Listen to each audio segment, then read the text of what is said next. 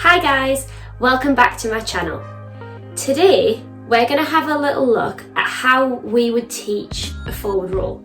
Before we start, make sure you hit that subscribe button so that you can be kept up to date with all of my tutorials.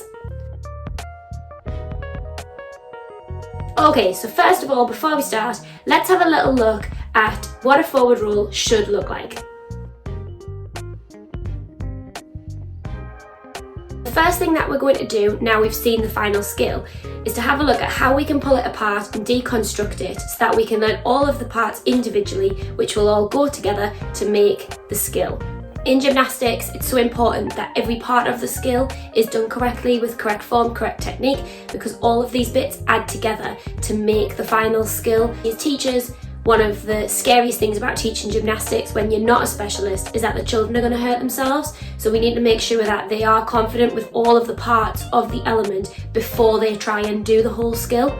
Just like with reading, we wouldn't give a nursery child a Harry Potter book to read because we know that they don't have the fundamental reading skills to be able to access that text. And gymnastics is exactly the same. We shouldn't be encouraging 3 and 4-year-olds to do forward rolls unless they are exceptionally talented and have the pre-skills necessary to be able to access those more difficult elements. Okay, so the first part of this skill is actually a really simple body position. It's the standing position. So children should be encouraged to stand up tall, straight, their back should be straight, shoulders down, chin up, arms raised by their ears. Here we're looking for straight legs, straight arms. Can the child stand in that position or do they get fatigued? Some younger children might not even be able to put their arms up towards their ears because they might not have that shoulder flexibility. So this is the first thing that we need to ensure that the children can do.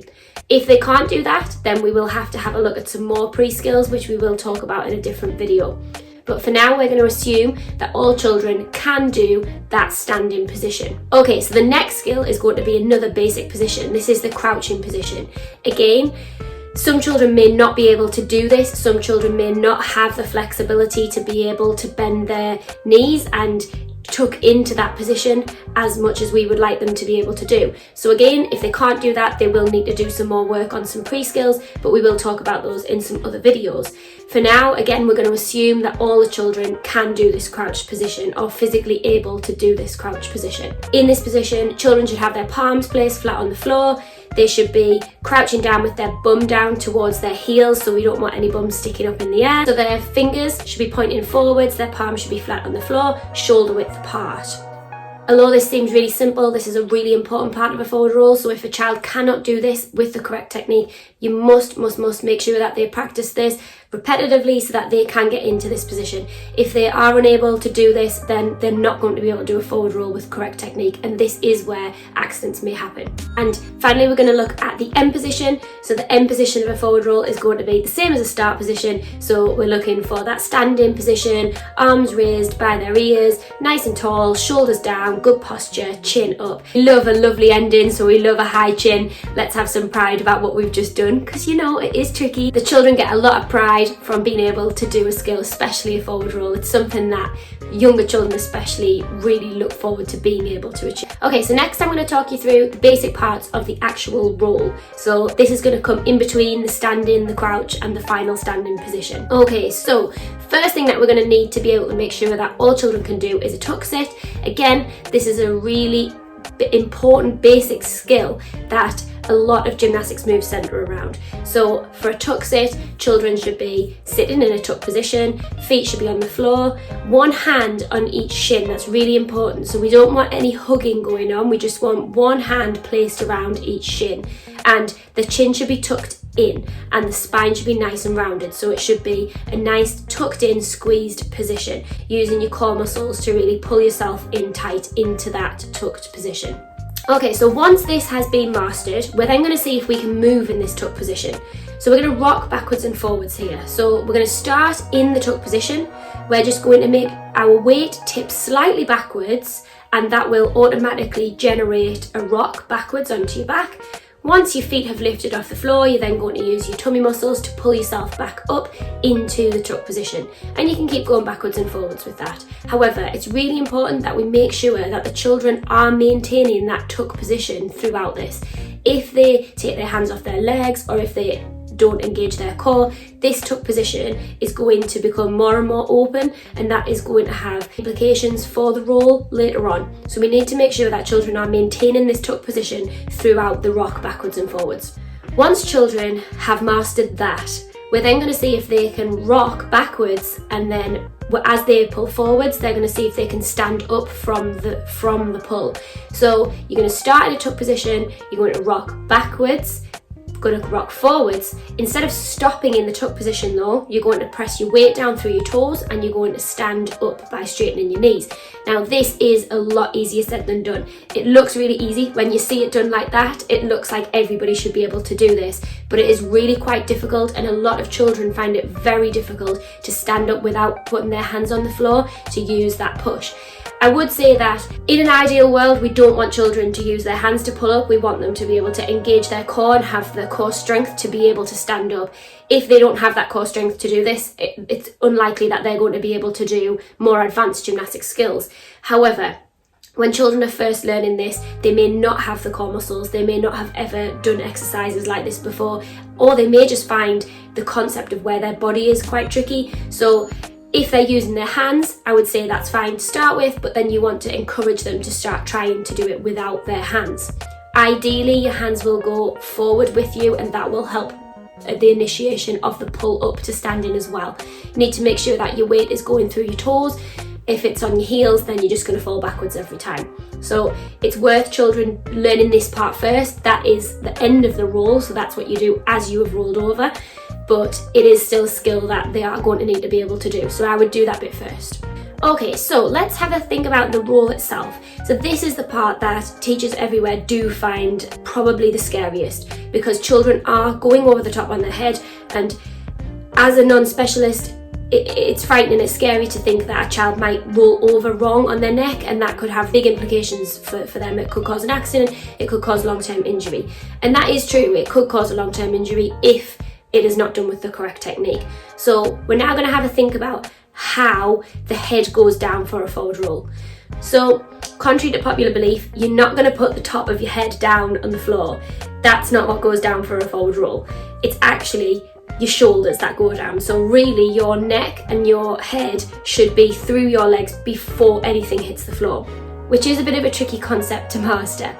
So one way that I like to teach children how to do this is by getting them to start in their crouch position, and then lifting their bottom up as high as they can and pushing their head through their legs, so that I always say, so that they're looking for their bum, which the younger children obviously do find quite funny when you say that they're searching for their bottom through their legs. However, this gives them the momentum to put their head through their legs and to have the back of their head or their neck put down on the floor rather than the top of their head. At this point, I do not want children to roll. I want them to practice this movement, practice looking for their leg, and then coming back to the crouch position. This gives the teacher a chance to move around the room, have a little look, see if everybody's doing it, is everybody managing it, are some children still putting their head down. There's probably going to be a large proportion of your class that can't do this right away, no matter what year group you're working with. You could get the children to work in pairs so that they can spot each other, just to make sure that their head is going right through. There's lots of activities that you can do to help with this. You could set up a ramp, and children could have a go on a ramp as well, although it does work quite easily just on a mat on the floor. So once you're confident as a teacher that the children can do this position, that they can get their head through their legs, the next thing that we are going to do is prepare for the roll. So again, if you're lucky enough to have the equipment, you could set up a ramp. So if you've got a springboard, you could easily put a springboard with a mat over the top, or you might have the blocks. At my school, I've got a springboard, but I'm not lucky enough to have the gymnastics blocks. Some of you might out there. You can make ramps different ways. If you've got different mats, you can build them up and put another mat down so that you've just got a slope, some sort of incline. If you're not lucky enough, this does work on the floor as well, but if you have got that equipment, I would advise that you use that first with the children. So what we're going to do is we're going to do exactly the same thing again, where they're in the crouch position, they're searching for their head through their legs. I am assuming that you've been round, you've checked that everybody can do it, everybody knows where their head is going, and they've done that quite confidently a few times. So at that point, they are going to start in the crouch position, get their head into the right place, and then they're just going to sort of tip their feet slightly or lift their feet if they can off the floor, and that is going to initiate the roll over. Children will be surprised that you actually don't need to do anything to roll. As soon as you've caused that initiation, it's physics, your body will naturally start to roll forwards. At this point, it should be the back of your neck and the top of your shoulders that hit the floor rather than your head. At this point, I wouldn't worry about the end of the roll. I would just concentrate on actually the initiation of the roll and rolling over the top. There are going to be children who are terrified of this, and what I would suggest is that they keep going and keep going, because actually the more you practice it, you're probably likely that you are going to tip over anyway, and as soon as they've done it once, they probably will be more likely to do it again. I would never ever advise that you push anybody, that you advise the children to help each other. Although you can support forward rolls, unless you're a confident, qualified gymnastics coach, I would not recommend that at all. If you push somebody and they're in the wrong place, that could cause an injury, and it might also give them a mental block. So it might mean that they will never actually roll over ever again because they are so frightened of what happened the first time, and that's what we need to be careful of. It does happen a lot in gymnastics. Okay, so once children have done this, so they've done the crouch position, they've rolled over, they're probably going to end up either lying flat or sitting up to finish when they have just been practicing themselves. What we're going to encourage then is that as they roll, they maintain their tuck position and they stand up just as we practiced from rock to stand. So their feet should come down as close as you can to your bum. The further away your feet go from your bum, it's just going to be absolutely impossible to stand up. If you try and do that on the floor, no matter how strong you are, your weight's just not in the right place. A lot of it is about physics, and it's just that's just not going to happen. So make sure that your heels are as close to your bum as you can, and exactly the same as we practiced in the earlier drill. You're going to stand up, so you're going to push through your toes. If you can, arms should be in front to help with that pull. Obviously at first some children may need to put their hands down as well, just as they get used to where their body is. This might be quite tricky for some children, and one nice thing that you can do is get the children to work in pairs. So as the child has rolled over the top, when they are ready to stand, they can reach their arms forward and their partner can be standing in front of them. They can link arms like this and they can pull them up.